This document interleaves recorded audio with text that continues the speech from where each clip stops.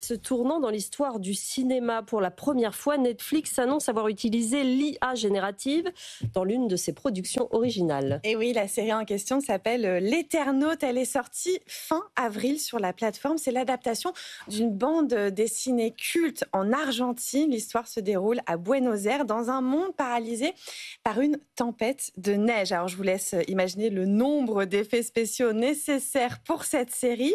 Et l'IA a été utilisée pour créer une scène en particulier, une scène qui dure moins d'une minute. C'est l'effondrement d'un immeuble. D'ailleurs, la scène est tellement rapide que personne n'a démasqué l'IA. Ouais. Et selon Netflix, c'était trop complexe, trop long et surtout trop coûteux de la produire avec les outils classiques. Le géant américain a donc fait appel à son studio interne pour générer l'image par intelligence artificielle. Et bien que l'Éternaute soit disponible sur la plateforme depuis plus de 3 mois, Netflix vient seulement de l'annoncer. C'est le co-PDG de l'entreprise en personne, Ted Sarandos, qui a officialisé l'information à l'occasion de la présentation des résultats trimestriels. Il affirme que grâce à l'IA, cette scène a été produite 10 fois plus vite, mais il insiste sur un point, ce ne sont pas des humains qui ont été remplacés. Selon lui, il s'agit d'un nouvel outil au service des créateurs, même si on imagine bien que les professionnels de l'industrie ne l'entendent pas de cette oreille, surtout vu le succès de cette scène. La plateforme ne devrait pas s'arrêter à ce premier essai. Ouais, il marche sur des œufs, hein, on le sent dans ce que vous dites, Léa. Le problème, c'est que ce type d'annonce, ça tombe dans un contexte très tendu à Hollywood. Et oui, souvenez-vous, Sandra, la grande grève des scénaristes et des acteurs l'an dernier. Depuis, l'intelligence artificielle est au cœur des débats. Les syndicats demandent un encadrement sur les droits d'auteur, les doublages, la captation des voix et des visages.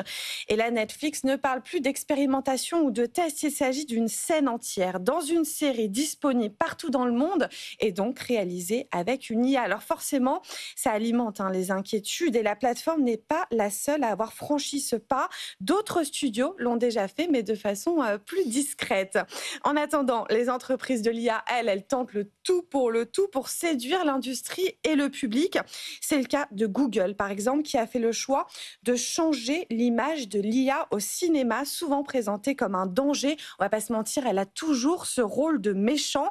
Et pour ce faire, le géant américain finance désormais des courts-métrages sur l'IA qui présentent cette technologie de manière moins cauchemardesque.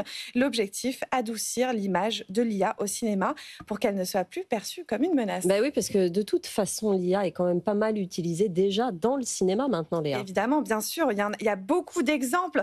Par exemple, le film Here, qui est sorti en novembre dernier, il raconte l'histoire de plusieurs familles qui vivent dans un même appartement, mais sur des dizaines d'années. C'est toute la difficulté de cette production. L'IA générative a donc été utilisée tout au long du film pour rajeunir et vieillir les acteurs de l'adolescence au 3e âge. Et l'avantage de l'IA ici, c'est qu'il n'a pas été nécessaire de faire de la post-prod. Tout apparaît en temps réel derrière la caméra.